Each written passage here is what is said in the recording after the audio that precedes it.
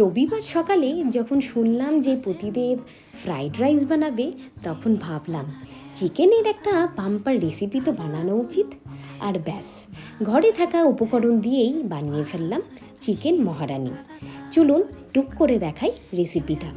প্রথমেই চিকেনে নুন, গোলমরিচ গুঁড়ো, আদা রসুন পেস্ট, লেবুর রস, গরম মশলা গুঁড়ো আর দই দিয়ে ভালো করে ম্যারিনেট করে নেব। যত বেশি ম্যারিনেট করে রাখা হবে ততই ভালো হবে। এরপর এই সমস্ত গোটা মশলা রোস্ট করে গ্রাইন্ড করে নেব।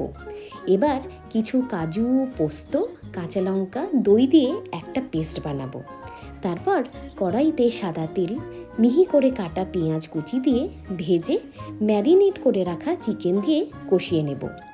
আবার কাজু পোস্তর পেস্ট দিয়ে আরও কিছুক্ষণ কষিয়ে গরম জল দিয়ে সেদ্ধ করে তার উপর বানিয়ে রাখা মশলা আর কাসুরি মেথি দিয়ে আরও 5 মিনিট রাখলেই তৈরি চিকেন মহারানি।